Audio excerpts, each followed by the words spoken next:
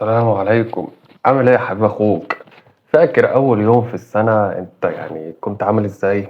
كنت متحمس للسنة وكاتب الاهداف بتاعتك وجايب نوت بوك جديدة وكاتب فيها كل حاجة، وكنت بتقول ان خلاص السنة دي هتبقى السنة بتاعتي، دي السنة اللي هدغدغ فيها الدنيا. بس دلوقتي احب اقول لك ان احنا عندنا نص السنة ويمكن انت تكون محققتش اللي نفسك فيه، وكل يوم بيعدي فانت بتلوم نفسك او بتحسس نفسك بالذنب انك ضيعت كتير من السنة دي. فأنا جالك النهاردة عشان نعمل محاولة أخيرة نحاول ننقذ فيها الأيام أو الشهور اللي باقية في السنة دي، عشان لما نيجي آخر السنة نكون على الأقل فخورين باللي إحنا عملناه.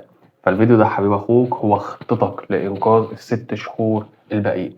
فما تقفلش الفيديو، اسمعني للآخر عشان مش هقولك كلام تنمية بشرية، لا هقولك خطة بسيطة نمشي عليها طول السنة إن شاء الله. طيب السنة بتاعتنا مش لازم تبدأ في يناير، هي ممكن تبدأ النهاردة عادي، وعلى فكرة 6 شهور دي مدة كفاية جدا إن أنت تغير فيهم حياتك بس لو استخدمتهم صح.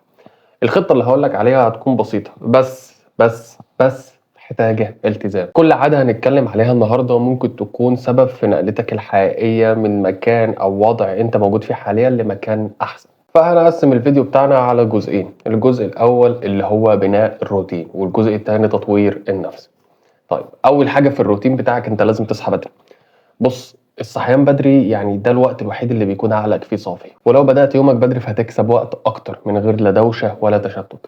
فجرب تصحى الساعة 6 أو حتى الساعة 7 الصبح، واستخدم أول ساعة في يومك لنفسك مش للناس.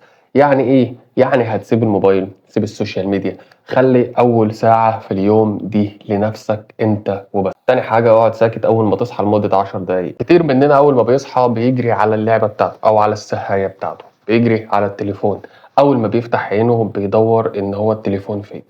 فانا عايزك تحاول تجرب تبص للسقف، تبص للشباك، تقعد ساكت وتفكر تقول انت مين او عايز ايه او محتاج توصل لايه.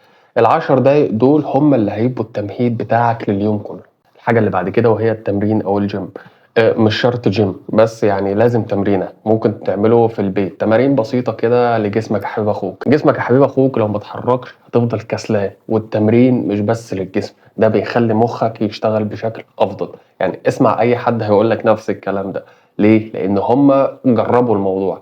فاختار الوقت المناسب ليك، مش هفرض عليك وقت معين، بس لو اتمرنت الصبح او حتى قبل النوم هي مش فارقة عادي، بس المهم تلتزم. رابع حاجة حاول تتمشى كل يوم على الاقل نص ساعة. هتقولي مفيش حد اطلع معاه، يعني عادي عادي اطلع لوحدك، البودكاست بتاعك في ودنك ومع نفسك. المشي يا حبيب اخوك هيريح الاعصاب، هيصفي الذهن، هيفتح الدماغ على افكار جديدة. فيعني نص ساعة كل يوم يا حبيب اخوك تمشيها دي مش كتير، بس هي هتعمل فرق ضخم معاك. اهم حاجة في الكلام كله اكتب كل اللي في دماغك قبل النوم. فرغ كل اللي في دماغك قبل ما تنام، يعني تعالى قبل ما تنام كده حاول تمسك ورقة أو نوتة صغيرة كده واكتب فيها أي حاجة بتفكر فيها، قلق، أحلام، أفكار، أي حاجة بمعنى أي حاجة. الكتابة قبل النوم دي هتقلل التوتر بتاعك وهتنظف دماغك قبل ما تحطها على المخدة، وبالتالي هتنام أهدى وهتصحى دماغك متصفية أو دماغك يعني أصفى. امال يعني هتنتهي نهايه سعيده وننجح مثلا؟ ننقل بقى على الجزء التاني وهو تطوير نفسك. بص اتعلم اي مهارة جديدة على الاقل يعني نص ساعة كل يوم. تتعلم بقى لغة، جرافيك، كتابة، برمجة، صناعة محتوى. وخليني اقول لك برضه يا حبيب اخوك ان نص ساعة في اليوم دي بتعادل تقريبا 182 ساعة في خلال ال6 شهور الباقيين، وده وقت كافي جدا يخليك محترف في اي مجال مهما كان هو ايه. مش هنضحك على بعض، انك تتعلم اي حاجة دلوقتي ده مش محتاج فلوس. يعني اليوتيوب ما خلاش دلوقتي بقى فيه كل حاجة، بس الموضوع محتاج نفس طويل شوية. اقرأ كل يوم على الأقل 10 صفحات، ومش لازم رواية تقيلة يعني ولا كتاب فلسفة، ابدأ بأي حاجة بتشدك. تطوير ذات بقى، بيزنس، حتى لو كانت قصص قصيرة.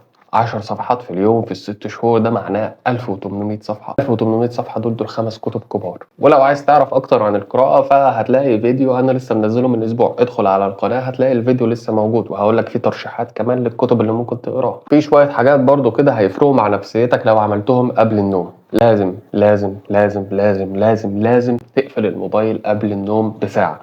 وكمان حاول ان انت تنظف السرير بتاعك أو تنفضه لأن دي كمان سنة عن الرسول صلى الله عليه وسلم. وحاول تخلي الأوضة بتاعتك ريحتها هادية على قد ما تقدر، وحاول تكتب أي 3 حاجات أنت ممتن ليها تكون حصلت في اليوم. كمان تبدأ إن أنت تحضر نفسك لبكرة، اللبس بتاعك، الحاجات اللي أنت عايز تعملها، الهدف الأساسي من اليوم بتاع بكرة.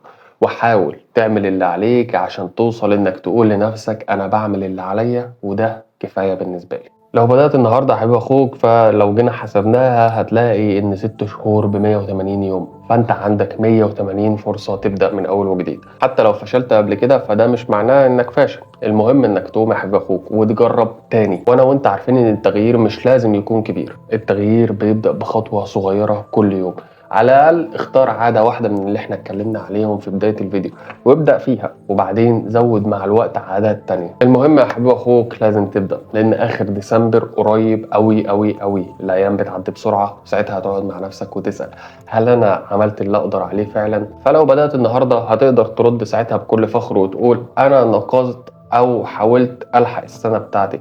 فما تقولش هبدأ أول شهر، ولا تقول لما أفضى، ولا تقول لما أكون في المود. سيبك من كل الكلام ده، احنا كلنا عارفين إن الكلام ده في الطراوة يعني. فحاول تكون البداية على طول بعد الفيديو ده. ولو بدأت اكتب لي في الكومنتات إن أنت في محاولة إنقاذ ما يمكن إنقاذه من السنة. وبس كده.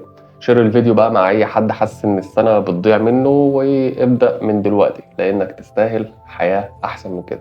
افتكر دايما إن الهدف الأساسي أصلا من الحياة كلها إنك تأثر في الناس بشكل كويس وبشكل إيجابي يفتكروك بيه بعد ما ربنا يتوفاك. أشوفك على خير المرة الجاية إن شاء الله. سلام. حلو الموضوع ده يعني. أنا لازم أبدأ في الموضوع ده أنا كمان يعني، لأن أنا برضو ضيعت شوية كتير في أول السنة.